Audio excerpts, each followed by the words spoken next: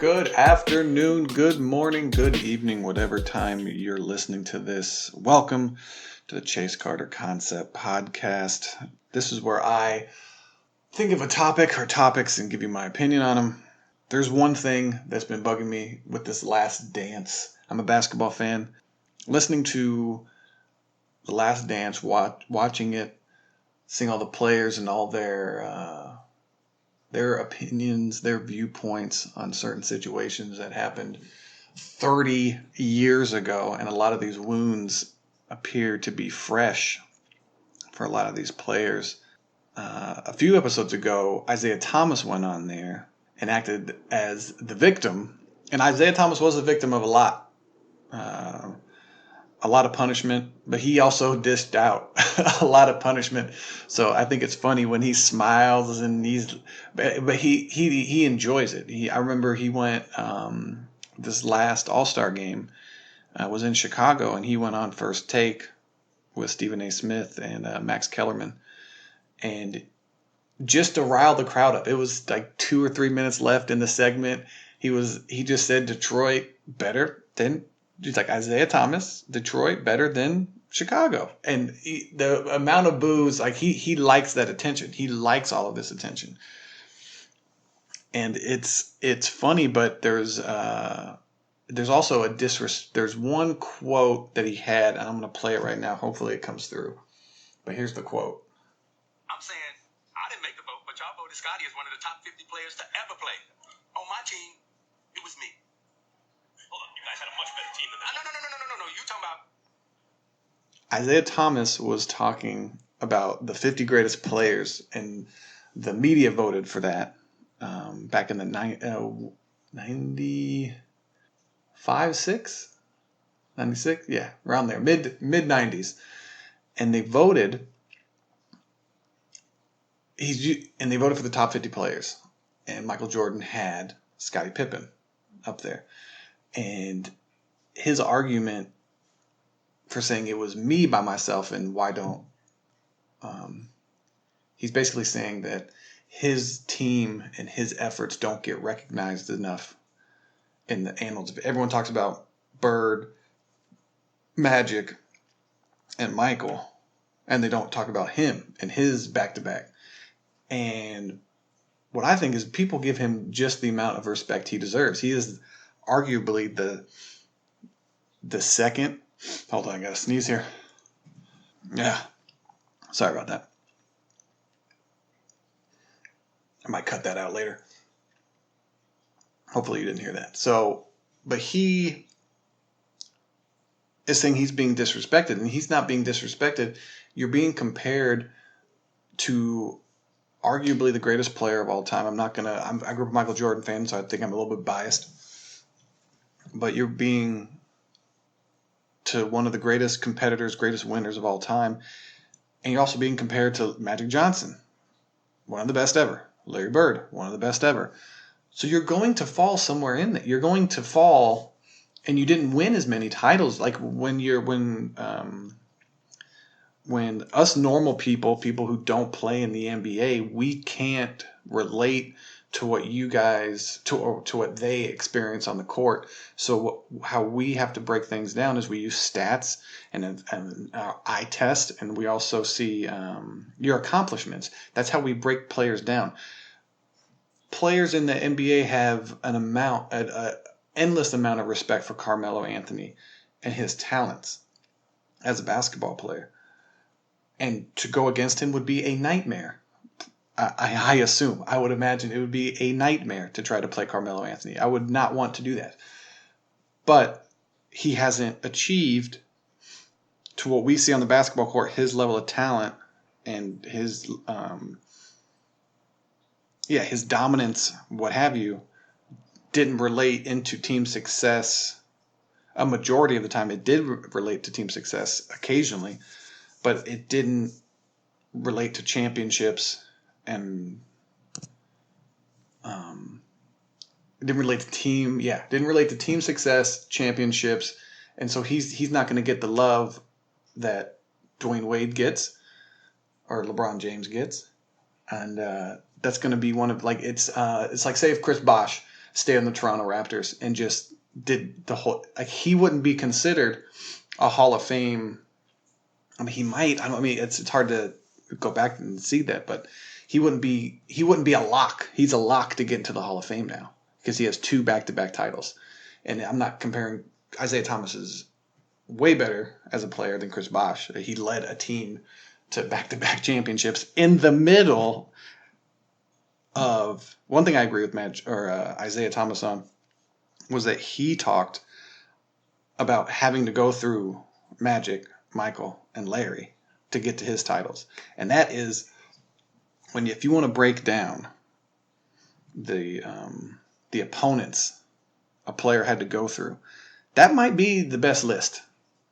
But for him to come out that All-Star, led the last All-Star in 2020, and say, it was just me up there in the 50 greatest players. I'm looking around for my teammates, he said. And it's like, hey, guy, you had All-Stars coming off of the bench for your team. You had people averaging, you had Vinny, here, I'm going to bring this up.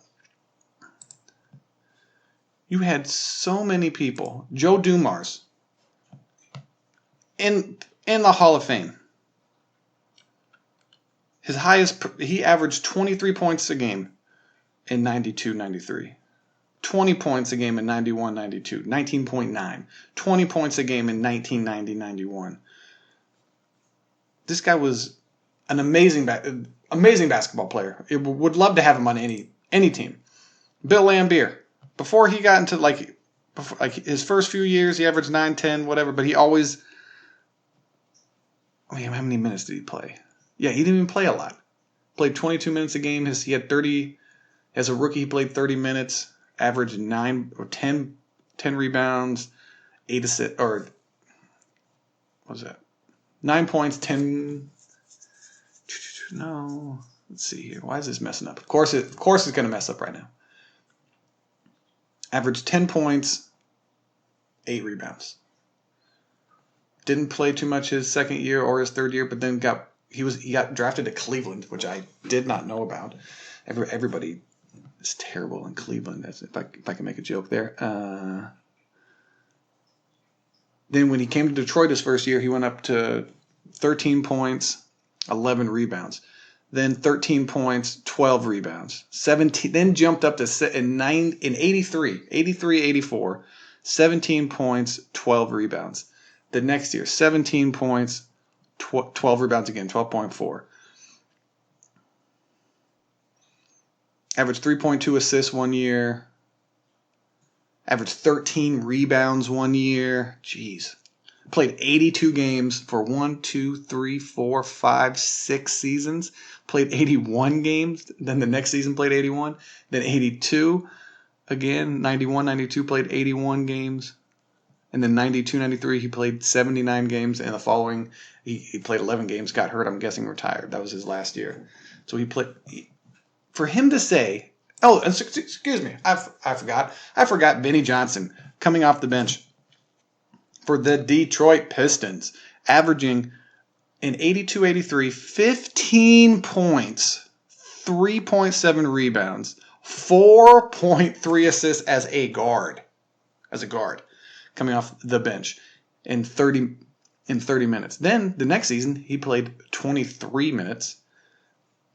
He averaged and played all 82 games, averaged 13 points. That sounds like a bum. 13 points off the bench. That sounds like Manu Ginobili, actually. Sounds like Hall of Fame 6-man. Sounds like a starter who's coming off the bench and sacrificing for his team because the starters don't need an offensive punch, but the bench does. But, Isaiah Thomas forgets about that. Apparently. I don't think he'll ever forget about it, but be on national TV and say, it was just me up there with the 50 greatest players. Like, you have Hall of Fame players on your team. It doesn't matter who the media picks for the top 50. It matters who your teammates are and what roles they fill. It's unbelievable.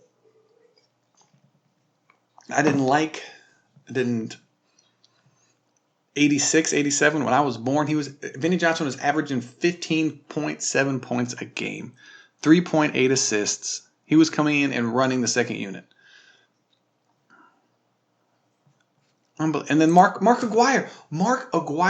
This man came into the league in 81, 82, averaging 18.7 points a game, playing 28 minutes. And then it's only up from there. It goes from 24. It goes to 24 points. 29. It's Dallas. He was on the Dallas Mavericks, and then he got traded to Detroit in 89, I believe. 88, excuse me. Yeah, 88. This man averaged 30 points a game, and I'm pretty sure, if I remember correctly, this is half-ass research, but I believe he got hurt, and it kind of slowed him down when he was a little bit older, but he was still an extremely formidable player. Yeah, because he went from like 70, 80 games to 44 to 36. Yeah, and then back up to 7. When he got to Detroit, it was 78. And then the expansion, I believe, 93, 94, the expansion, the Clippers grabbed him. That's a great franchise to get. Ugh. I don't know. There's got to be a better way to do expansion. I guess back then you couldn't really.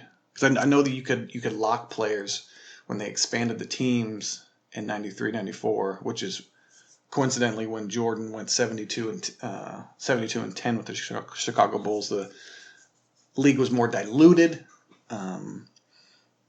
There weren't as many good players on every team because obviously they took from other people. The new teams got to draft the people who weren't safe.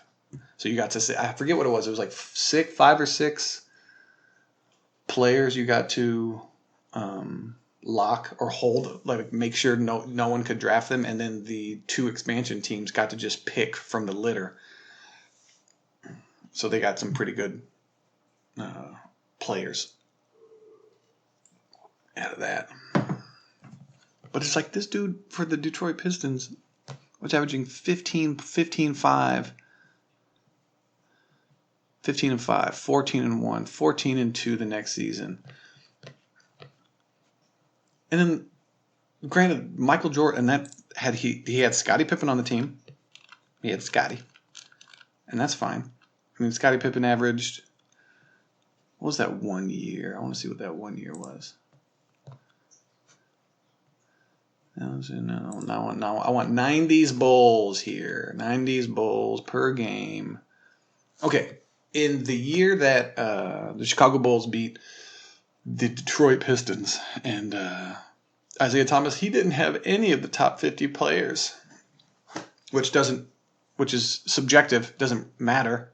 That's a bunch of people's opinion. Had Michael Jordan on the team, obviously. Scottie Pippen, he averaged 17.8 points a game that year. But this was crazy. 2.4 steals. Michael Jordan averaged 2.7. So you had 2 guys averaging basically 2.5 steals a game, which is, I mean, this is insane. I might be making Isaiah Thomas's argument here. 6.2 assists. And then Horace Grant is the next guy, and as far as minutes played, he averaged 34 minutes a game, basically, if you round up. He averaged 13 points a game, if you round up 2 decimal points. So he averaged 12.8. He averaged basically a block a game. He averaged a steal a game, 2 assists a game, and 8 rebounds a game. And then it's Bill Cartwright. He averaged 9 points a game. John Paxson averaged 8 points a game, 8.7. B.J. Armstrong, 8.8.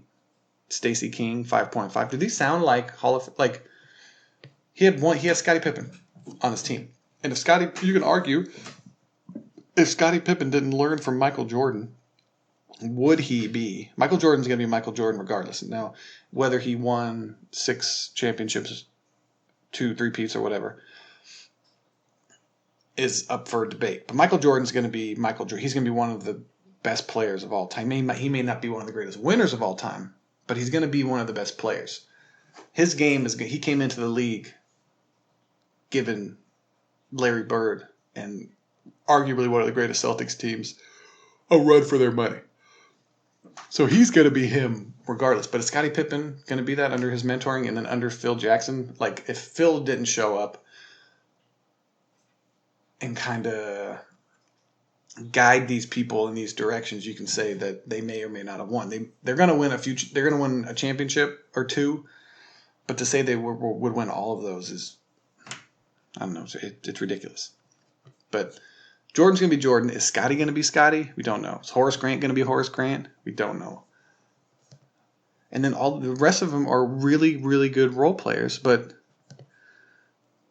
I don't know. And John Paxson, like, he shot 1 3 a game. Like, people think, oh, he had these 3-point assassins, Paxton and B.J. Armstrong. B.J. Armstrong, that season, he averaged 0.4 3-point attempts a game. A game. John Paxton, he averaged 1.2.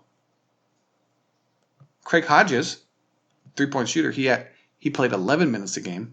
He had the highest field goal attempt average that season with 1.6 a game, shooting 38%. Man, these guys are field goal. Who had most 3-point attempts? Yeah, the most 3-point attempts was Craig Hodges that season with 115. John Paxton with 96. Michael Jordan 93. Scottie 68. So, like, to say that he had this amazing amount of, he had Scottie Pippen for his runs, and he had Dennis Rodman, which Isaiah Thomas had when he was beating the Bulls. So you have the same guy on your team that Jordan had, and Jordan got a 3-peat out of him. You got 2 championships. Oh, the cat needs out. The cat needs out here. Hold on a second. God forbid you open the door yourself. Yeah, I hear you. There you go.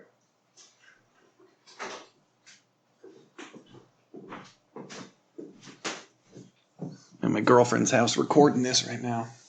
Her cats have to go out at noon. Or 1 o'clock right now. Got a day off. It's nice.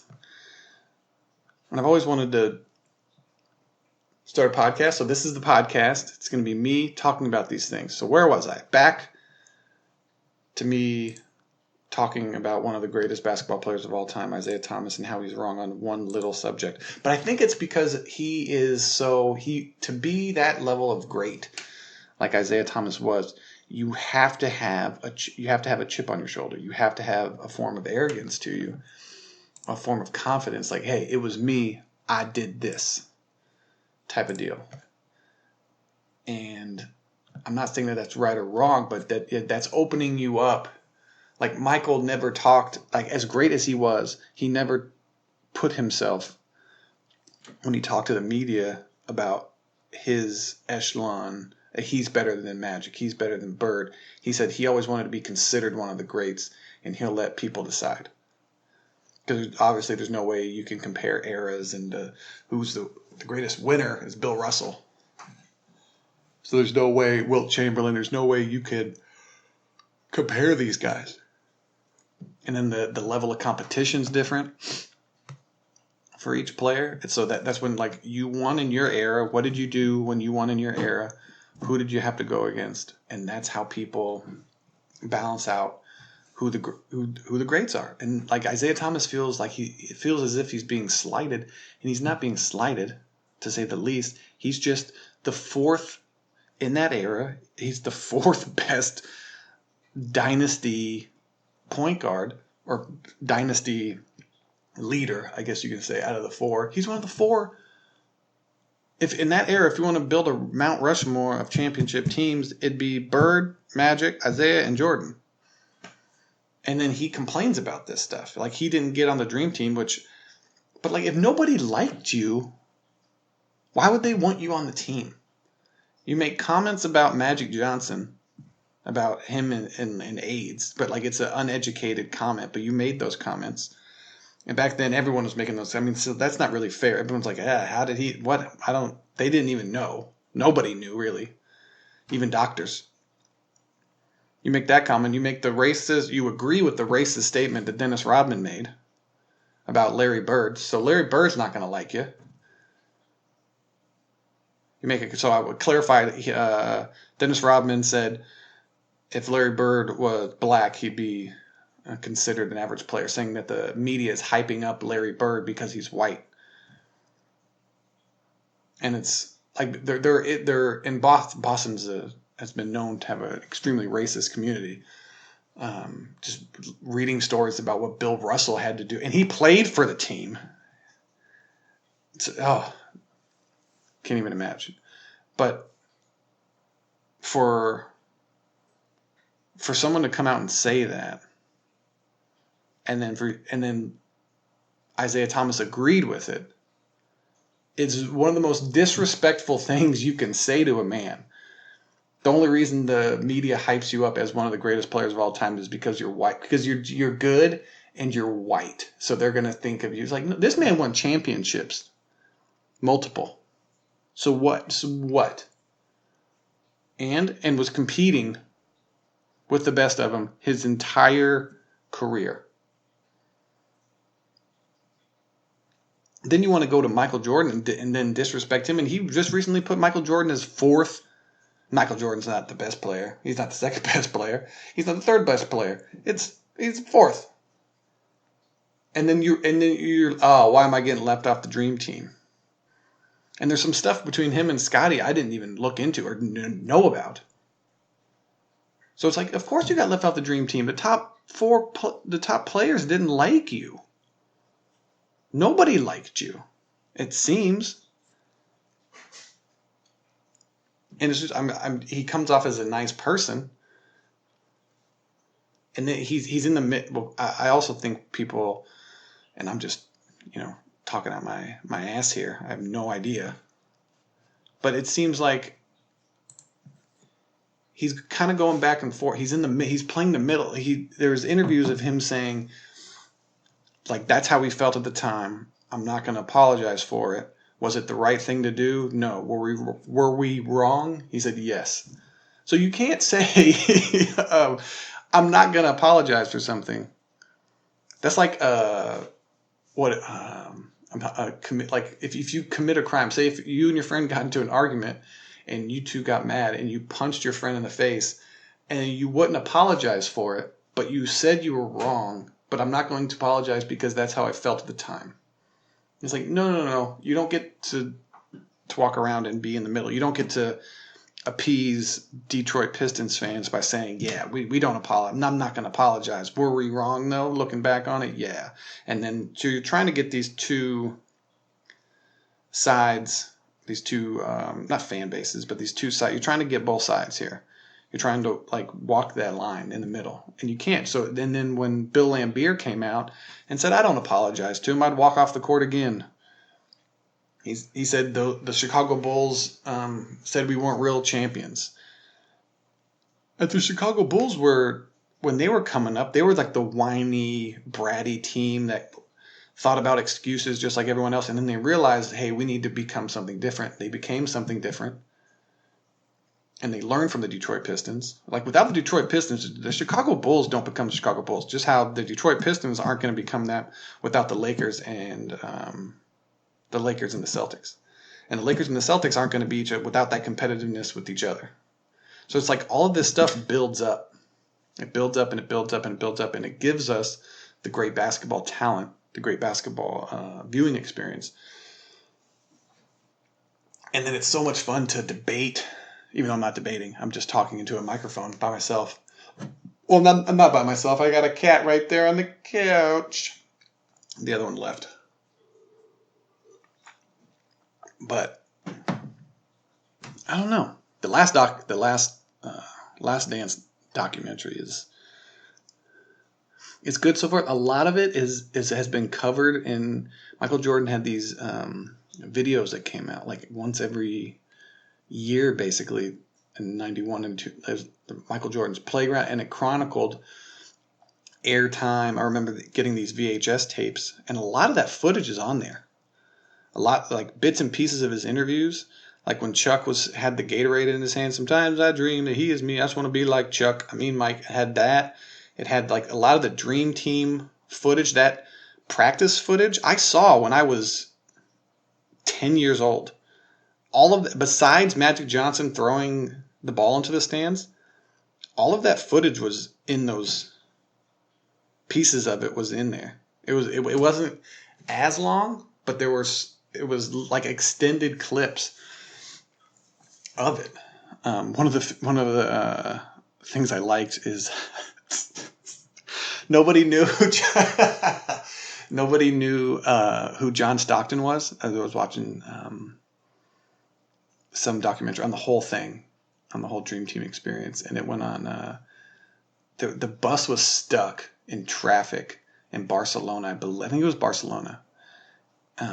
I could be wrong about the location, but it was stuck on a street. Yeah, it had to be in a different country. So they were stuck on this road, and John Paxton, I believe his family was following the Jeep or the bus. Yeah, and so but he got out. Other players, he got out of the bus and just left. And just started walking down the street with his camcorder, and nobody bothered him because nobody knew who this small little white guy was.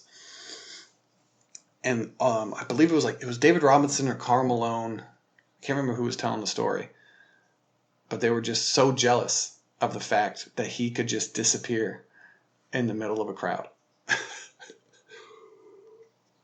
I can just see one of the best point guards of all time. Nobody cares because Michael Jordan and Charles Barkley and Magic Johnson and Larry Bird and that's the level. Like you don't hear, to tie it back to Isaiah Thomas, you don't hear John Stockton complaining about not being recognized as one of the greatest point guards of all time. Like he's a fierce competitor, but he understands.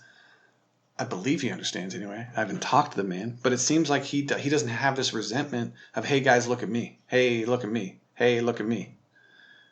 And maybe it's like I can only derive his personality through his basketball, but it seems like since he set up his teammates, since he played for others more, I don't think he's that kind of selfish guy. I think he's selfish as far as winning, like he wants to win no matter what.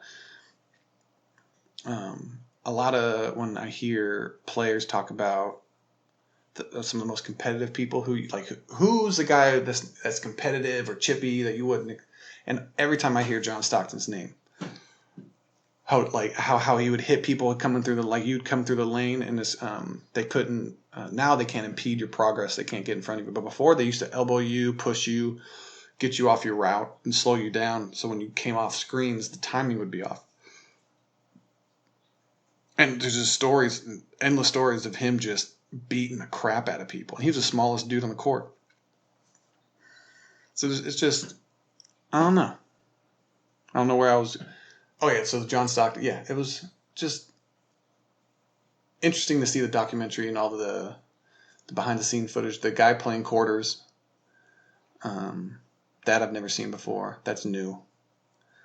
But everything else is pretty much stuff that they kind of covered so far. As of right now, we've only been through episodes 6 and 7. Yeah, 1 through 7. And no, 5, 6. 1, 2, 3, 4, 5, 6. Yeah, 3 weeks now. Okay, so 5 and 6. So we got to have 7 and 8, 9 and 10. And I'm hoping we get something. I want to know about him and like Reggie Miller's hatred. I want to see Gary Payton talk crap. Like, there's all these things that I thought the documentary would be, but the documentary isn't going too much in. I haven't seen Tony Kukoc. Granted, they just beat Charles Barkley, the 93. They just went the 93 season. And so they're bouncing back through the history. They're covering, the main through line is the 98 season. And then they're hopping back to 91, going back to 98, going back to 92, then back to 98, back to 93, and then 98. So now hopefully they go when they're going to go his retirement, which is going to be a big thing, his dad's death, and then him coming back, 72, losing. They're going to obviously cover when Jordan lost, and Jordan, that he came back. And there was one I heard, I can't remember when it was, some interview, but Jordan admitted, he's like, I think I can come back and steal a championship. So he looked at the league and saw it and thought, hey, I've been playing baseball for a year and a half. I can still come back and win. That's to me, that's insane. That is certifiably insane. But that's how good he was, or confident in his abilities. And I don't know if that's something to be admired or terrified.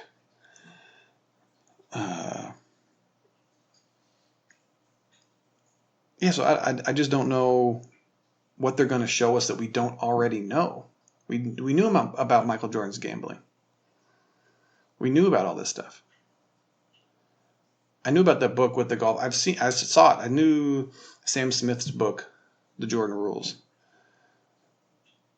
And it's just like we knew all this stuff. So I'm wondering the little interactions, him laying down on the couch talking about how he doesn't like all the attention and he just wants to be kind of like left alone and live a normal life. But that's every person who reaches superstardom. Mostly every person.